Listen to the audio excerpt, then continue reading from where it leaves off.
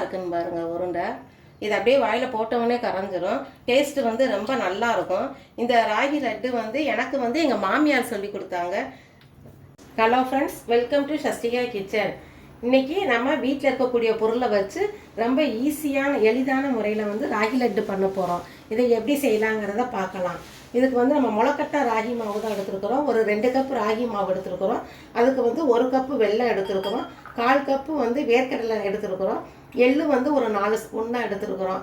இதை வந்து வேர்க்கடலையும் எள்ளையும் நல்லா வறுத்து எடுத்துட்டு கேப்ப மாவு புட்டு மாவு மதத்துக்கு பிசைஞ்சு எடுத்துக்கிட்டு புட்டு மாவு பதத்துக்கு வேக வச்சு எடுத்துட்டு நம்ம எல்லாம் சேர்த்து அப்படியே மிக்சியில் அடித்து லட்டு மாதிரி தயாரிக்கலாம்.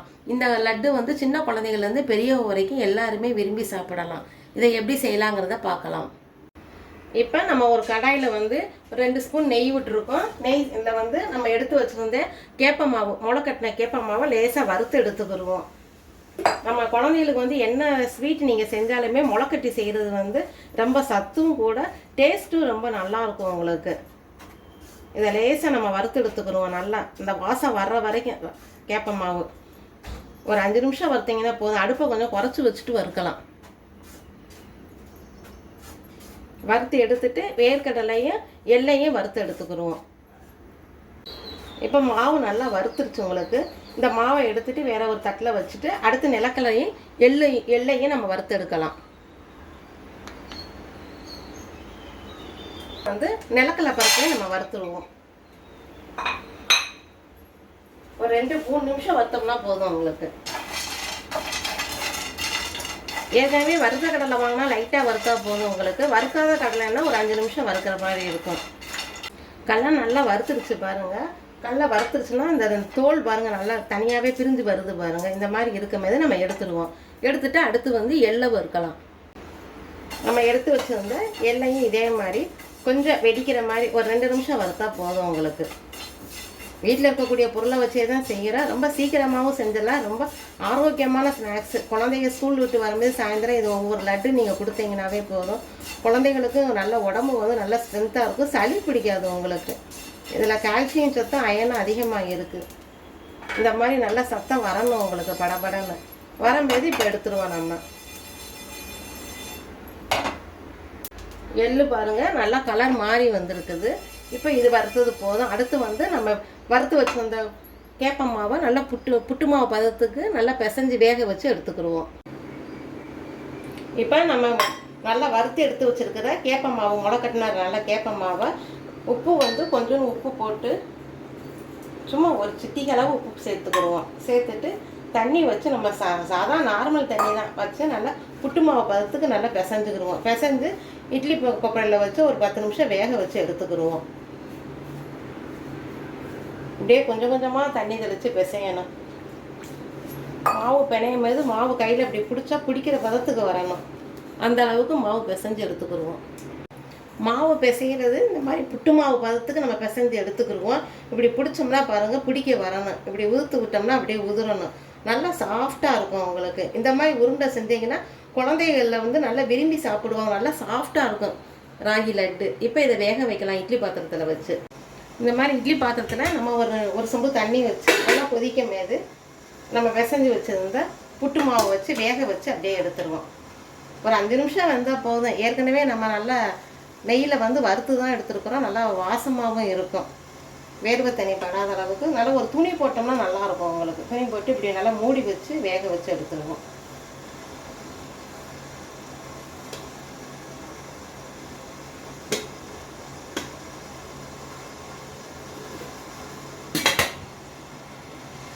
இப்போ 5 நிமிஷம் ஆயிடுச்சு. ஓப்பன் பண்ணி பார்க்கலாம். நல்லா பாருங்கள் வெந்திருக்கு ராகி மாவு. இப்படி எடுத்தோம்னா உங்களுக்கு அப்படி நல்லா உருட்டுற மாதிரி வரணும். அப்போ தான் வந்து இது வெந்திருக்குன்னு அர்த்தம். இதை இப்படி உருட்டுற மாதிரி இருக்கணும் உங்களுக்கு. இதை வந்து நம்ம அப்படியே எடுத்து ஆற வச்சு எடுத்துட்டு அப்படியே மிக்சியில் அரைச்சி நம்ம லட்டாக தயாரிக்கலாம்.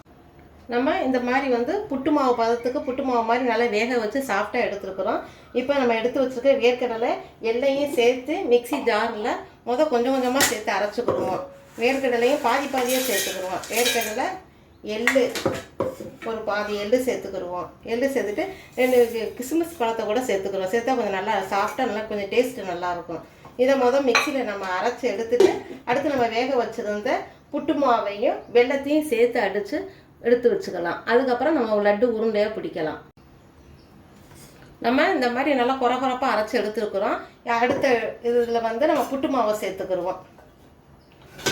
பாதி மாவாக சேர்த்துக்கிடுவோம். பாதி மாவு சேர்த்துட்டு வெல்லம் நம்ம ஏற்கனவே எடுத்து வச்சுக்கிட்ட வெல்லத்தையும் பாதி வெல்லமும் சேர்த்துருவோம். சேர்த்து அப்படியே மிக்சியில் அடிச்சிடுவோம். அடித்தா இதே நல்லா உங்களுக்கு லட்டு பிடிக்கிற பதத்துக்கு வரும். தேவைப்பட்ட நெய் சேர்த்துக்கோங்க. இப்போ பாருங்கள், நம்ம அடிச்சுட்டு வந்ததை அப்படியே இங்கே பாருங்கள் சேர்க்குறோம். நல்லா குறப்பாக சும்மா ஒரு சுற்றினாவே போதும்.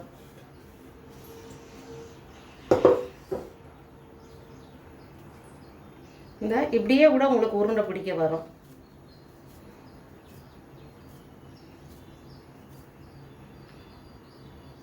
இதில் நம்ம நெய் எதுவுமே சேர்க்க தேவையில்லை. உங்களுக்கு விருப்பம் இருந்தால் நெய் சேர்த்துக்கோங்க. நெய், முந்திரி பருப்பு எல்லாமே நம்மளோட விருப்பத்தை பொறுத்தா இருக்குது. இதே மாதிரி பாக்கி இருக்க மாவையும் நம்ம அடித்து எடுத்துக்கிறோம். இந்த மாதிரி நம்ம மிக்சியில் அரைச்சி எடுத்துக்கிறோம். இதில் முந்திரி பருப்பு கொஞ்சம் சேர்த்துக்கிடுவோம். தேவைப்பட்டால் சேருங்க, தேவையில்லைன்னா தேவையில்லை. பாதாம் கொஞ்சம் லைட்டாக போட்டுக்கிடுவோம். நெய் ஒரு 4 ஸ்பூன் நெய் சேர்க்குறேன். உங்களுக்கு நெய் விருப்பப்பட்டால் சேர்த்துக்கோங்க. நெய் இல்லாமல் கூட அப்படியே கூட நம்ம உருண்டையாக கூட பிடிச்சி எடுத்துக்கலாம். குழந்தைகளுக்கு கொடுக்கும்போது நெய் சேர்த்து கொடுக்கும்போது நல்லா விரும்பி சாப்பிடுவாங்க.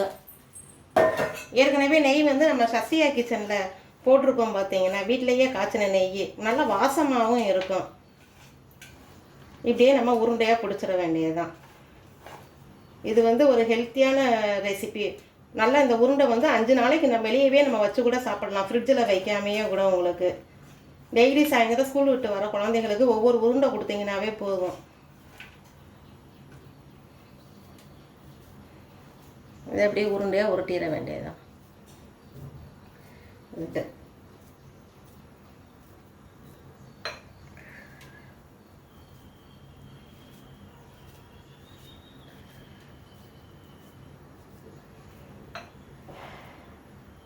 வேகமாக பண்ணிடலாம் உங்களுக்கு.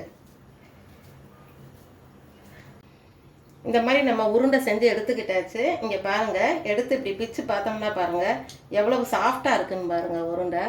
இது அப்படியே வாயில் போட்டவொடனே கரைஞ்சிரும். டேஸ்ட்டு ரொம்ப நல்லாயிருக்கும். இந்த ராகி லட்டு எனக்கு எங்கள் மாமியார் சொல்லி கொடுத்தாங்க. செஞ்சு பாருங்கள், ரொம்ப டேஸ்ட்டாக இருக்கும். ரொம்ப ஆரோக்கியமான ரெசிபி. உங்கள் குழந்தைகளுக்கு செஞ்சு கொடுங்க. டேஸ்ட் ரொம்ப நல்லா இருக்குது.